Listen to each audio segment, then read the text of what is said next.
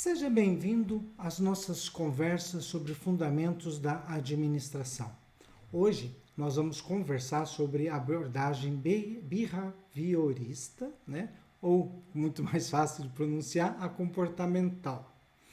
Essa abordagem, ela é uma consequência, uma continuidade, né, da visão da abordagem das relações humanas, né? Nós tivemos um outro vídeo, né, se você não assistiu, é bom assisti-lo, que tratava dessa questão, né, da abordagem das relações humanas. A abordagem comportamental, ela vai partir da visão das relações humanas, mas ela vai apontar principalmente a ideia de que a das relações humanas ela era muito ingênua, né? Então, vamos olhar o que fala essa abordagem. Vamos lá. Então vamos lá, nunca me acostumo com essa entrada aqui, né? Então, a abordagem comportamental, ela se relacionando ou analisando a abordagem científica, né, lá do Taylor ou da teoria clássica junto com Fayol, de que o funcionário, o ser humano, né, ele não, no sistema fordista ou taylorista, né, ele não se enquadra, né? A gente pode até olhar aí, né? Assim, eu acho que essas cores do humano parece que não se combina muito bem com a fábrica, né?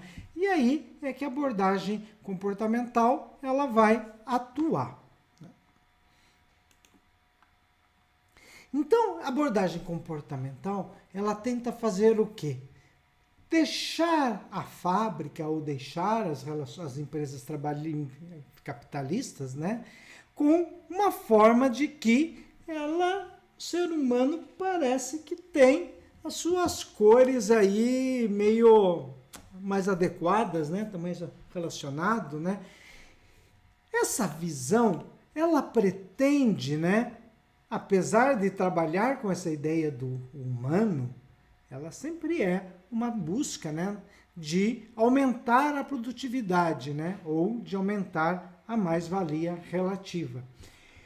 Principalmente agora, não mais pensando na divisão do trabalho, mas sim na organização do trabalho. Como na teoria das relações humanas, a teoria comportamental, ela surge, né, daí da psicologia, e ela vai buscar principalmente discutir teorias da motivação, né, ou fatos motivacionais e fatos desmotivacionais, né, o que leva a desmotivar as pessoas. E muitas vezes eles até compreendem que motivação e desmotivação elas não são muito relacionadas entre outras. Vamos ver o que eles pensavam. Temos aí várias explicações, né, ou várias teorias behavioristas, né, ou comportamentais, que vão tentar relacionar a empresa, né, como que a empresa ela vai se tornar, voltando aqui à nossa imagenzinha, né, ela vai poder se tornar algo assim mais palatável para o nosso querido amiguinho aqui, né? E várias explicações a partir principalmente da psicologia, né? Aí nós temos algumas que uma dessas concepções é a hierarquia das necessidades de Maslow, que ele aponta o seguinte, que nós seres humanos nós temos uma hierarquia de necessidades. Então, primeiro nós temos lá as nossas necessidades básicas, né? Então, as necessidades básicas estão ligadas com alimento, roupa, repouso e assim por diante. As de segurança, que também seria a segurança do corpo, do emprego, dos recursos, isso ele aponta como necessidades básicas. Enquanto nós não tivermos essas necessidades básicas resolvidas, nós não passamos para as necessidades psicológicas e sociais. Que ele vai te dizer, assim, amor, relacionamento, né, de amizade, família, intimidade sexual, de autoestima, né? De confiança, conquista, né? Então, essa aí sim que ele vai chamar de necessidades psicológicas. E, finalmente, nós teremos as necessidades de realização pessoal, né? Então, quando a gente tem as necessidades básicas resolvidas, a gente passa a ter outras necessidades, né? A hora que eu já tenho um emprego, a minha família já tem ali, se alimenta de forma adequada, eu tenho um plano de saúde e tal. Você trabalhar, como proporia a administração clássica, em aumentar isso, não aumenta a motivação, porque a pessoa começa a ter outras necessidades. E aí, o administrador, aquele que está trabalhando na organização da empresa, quando ele vai motivar os seus funcionários para eles atuarem mais dentro da empresa, de vestirem a camisa da empresa, ele não vai poder ficar apenas nas necessidades básicas. Ele vai ter que passar por necessidades psicológicas e, finalmente, nas necessidades de autorrealização. Outra teoria que nós vamos ter, né, aí dentro da comportamental, né, que é a comportamental, ela sempre pensa o seguinte: como que o ambiente, nós vamos mexer no ambiente para que a pessoa possa estar se realizando, né? Então, se você altera o ambiente, você vai criar. A outra teoria, que já está aqui na nossa telinha, né, que é a teoria dos dois fatores de Heisenberg. Ele vai dizer o seguinte, que nós temos dois tipos de fatores, os higiênicos e os motivacionais. Tá? Os higiênicos, eles estão ligados com as condições de trabalho, com as condições de vida, né? Que seria lá na tabela anterior lá do Maslow, seria essas necessidades básicas, né? E ele vai apontar que os fatores higiênicos, eles estão ligados, relacionados com a ideia de insatisfação. Se eu não consigo alimentar a minha família, né? Se eu não consigo me alimentar, eu fico insatisfeito, né? Fico insatisfeito. A hora que a gente resolve esses fatores higiênicos, né? A pessoa deixa de ficar insatisfeita, mas não necessariamente que ela está ligado à satisfação. A satisfação estão ligados aos fatores de trabalho, né? E aí, você vai estar satisfeito ou não satisfeito, que é diferente de insatisfeito. O insatisfeito está nos fatores higiênicos. Os fatores motivacionais, eles estão relacionados com aquela questão do ser humano se reconhecer no trabalho, né? Aquele trabalho, a pessoa considerar que aquilo é ela, né? E aí, quando você tem um trabalho que lhe seja prazeroso, quando você participa dos processos, aí você começa a ter fatores de satisfação.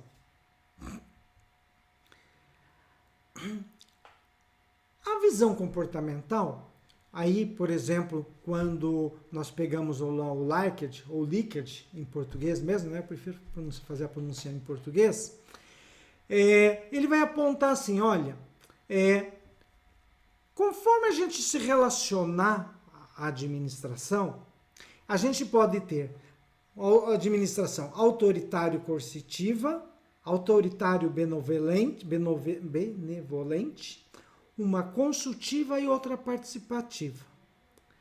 As duas primeiras, elas estão mais relacionadas ao sistema que nós podemos chamar o sistema taylorista-fordista, né?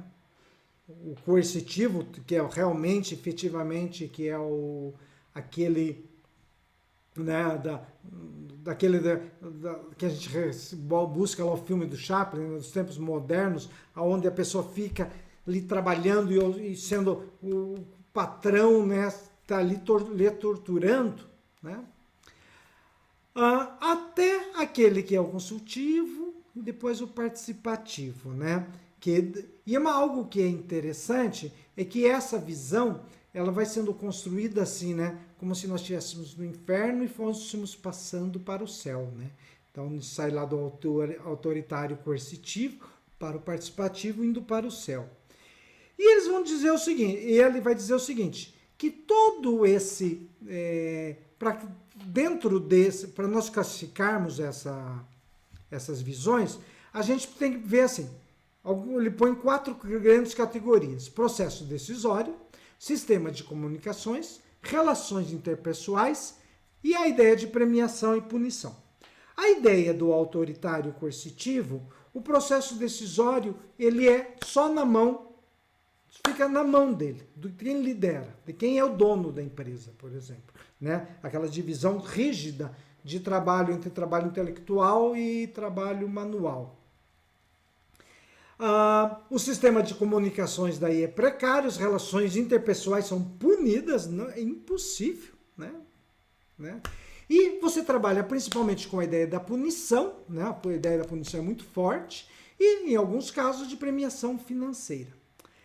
No autoritário benevolente, o processo decisório ele ainda continua na mão daquele que está na empresa.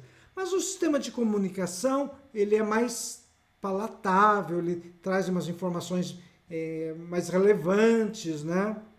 Não simplesmente faça, né? Mas tolera relações interpessoais, né? As relações interpessoais acabam aí até entrando aqui um pouquinho com a teoria das relações humanas, né? Que você tem que aceitar as relações interpessoais para que a pessoa se sentir melhor. Você tem a punição e a premiação mais leves, né? Punição mais leves e a premiação mais ligados a ideias de aspectos assim financeiros principalmente. No consultivo, o processo decisório é de consulta. Você leva a informação daquele que de baixo, né, do chão da fábrica, para os que estão liderando. O sistema de comunicação, ele sempre há uma preocupação de se ter uma comunicação melhor, né? As relações interpessoais são valorizadas, né? E você tem premiações e poucas punições. E a ideia de premiação, ela começa a deixar de ser apenas a premiação financeira, mas também aquelas premiações subjetivas de reconhecimento, de valorização da pessoa, do ser humano se sentir, né, dentro daquele processo, dele se sentir, né? Então você tem o que vai diferenciar bastante o processo participativo é a ideia do processo decisório, que o processo decisório ele fica ainda ele ouve-se o chão da fábrica, mas quem decide sou eu, bem nada, tá? Te ouvi, já tá bom, fica quietinho aí, né? Então, nós temos essa ideia. E no participativo, o processo decisório seria o processo onde todos participam efetivamente das decisões, né? Então, e aí uma mudança. Você vai ter uma ideia, muito raro a ideia de punição. As premiações, além de financeiras, elas também são premiações de reconhecimento, de valorização, que dão reconhecimento social pelo trabalho realizado, né?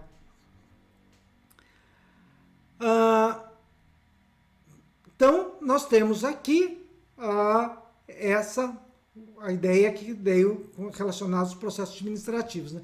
E podem observar, né, que assim, vem um discurso, né, da onde a gente saiu para o inferno e ainda nós estamos indo para o paraíso, né? Essa é como se não tivéssemos ainda mais valia e coisas assim do gênero, né? Outro aspecto que é importante, né, que a teoria comportamental vai começar a discutir, vai começar a se discutir como que se toma decisões. E uma das ideias que são importantes é a ideia do Herbert Simon, né? É onde ele vai dizer, né, que você tem diversas condições ou exigências para você tomar uma decisão. E aí começa a se discutir, né, essa questão. Quem é o tomador de decisão? Né? Você tem que trabalhar essa ideia. E aí, dentro dessa visão participativa, o tomador de decisão, né, você vai tendo níveis, se mantém ainda níveis hierárquicos, e você vai definindo, né, quais são os graus de decisão, né, que cada um pode ter. Está ligado à ideia dos objetivos, né, de você ter clareza, né, vou tomar decisão por objetivos racionais, né, relacionados aos interesses da empresa. E aqui também se começa a falar assim também levando a ideia dos interesses daquele que está tomando, né, decisão. Também tem outra coisa, a questão das preferências, né, de como que a pessoa prefere agir, né, só daí poderíamos dizer as compreensões do que é bom e o que não é bom, né, essa é as estratégias, né, que vai sendo tomando essa decisão, a situação, né, por exemplo, né, a situação, por exemplo, estratégias e situações, né, e preferências. Por exemplo, aqui, nós estamos trabalhando com videoaulas porque nós estamos numa situação de pandemia, que não dava para ficar ali preferindo, né? Então, dentro dessa situação, com o objetivo de ensinar, né, a gente vem, eu tenho uma preferência por trabalhar com vídeos, né, e uso essa estratégia de montar essas videoaulas junto com outros sistemas de ensino.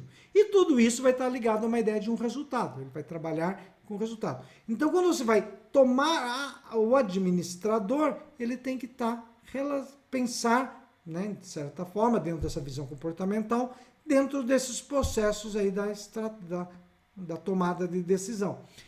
Ele apresenta muitos outros detalhes, que nós não vamos mexer aqui, né, mas só para dar uma visão geral. Há uma discussão também, né, assim, dentro da visão da comportamental, que não necessariamente os interesses das empresas são iguais aos meus interesses, né? E aí, eles vão tentar buscar alguma teoria do equilíbrio organizacional, dizendo o seguinte, vamos tentar buscar uma forma organizacional que nós conseguimos equilibrar os interesses daqueles que estão participando. E na teoria do equilíbrio organizacional, se compreende que dentro de uma organização nós temos 4 grandes tipos de participantes. Os empregados, os investidores, né? E às vezes até a gente ouve, às vezes em filmes, né? Assim, os acionistas, né? A empresa, um dos objetivos da empresa é dar lucros aos acionistas, né? Que são os investidores.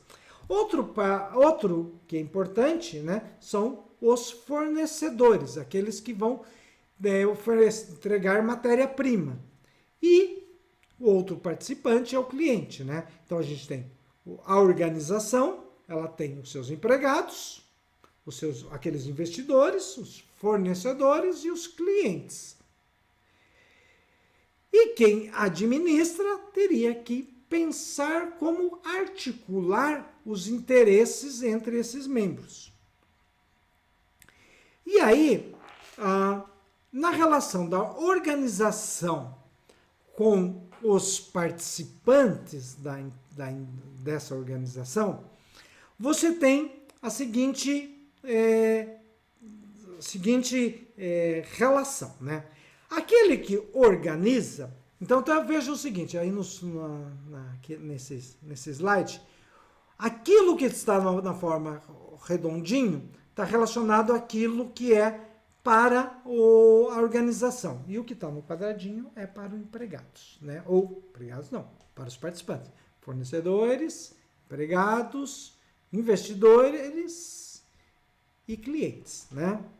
Então é o seguinte, a organização ela tem que pensar em incentivos e aliciantes para os participantes, né? Então, esses incentivos aqui para os para os participantes, eles têm que ter uma utilidade para eles, né? Utilidade desses incentivos. Então, se eu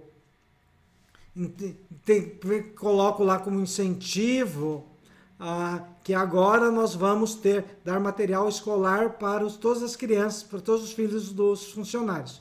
E nós trabalhamos numa empresa que todos são solteiros e não têm filhos. Né? Não é um bom aliciante, ele não tem utilidade do incentivo. Né? Então, como que isso se relaciona para ele? A empresa tem que pensar no incentivo e de como que isso vai repercutir nos funcionários. Aquele que participa, né, ele vai dar uma contribuição para a organização. E aí, essa contribuição, a empresa tem que se relacionar com a utilidade, né, para a empresa. Então, aí é que eles vão tentando buscar um determinado equilíbrio entre esses aspectos, né? Assim.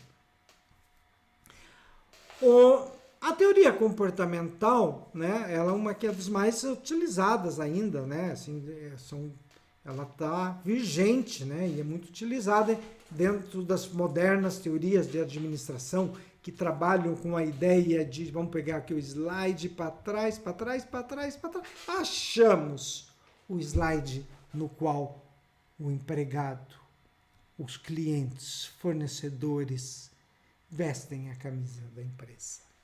Né? Estão todos dentro aí. Né? Essas visões, né, as grandes críticas que se faz à teoria comportamental é que ela é muito psicologizante, né? Ela se baseia demais na psicologia e acha que as coisas estão relacionadas apenas à ideia da motivação, não leva também, que muitas vezes não são conciliáveis os interesses dos 4 tipos de participantes, né? Essas são críticas que são feitas. É isso aí, pessoal. Então, até um próximo encontro nosso, né? Lembrando aqui as imagens que nós utilizamos, as referências que nós utilizamos aí para montar esse material. E até uma próxima, sempre lembrando, né? Pedindo para vocês o joinha, pedindo para vocês, você traz aqui minha fotinho, né? Pedindo aí que vocês deem uma curtidinha no canal, né? Dando aí. Até mais!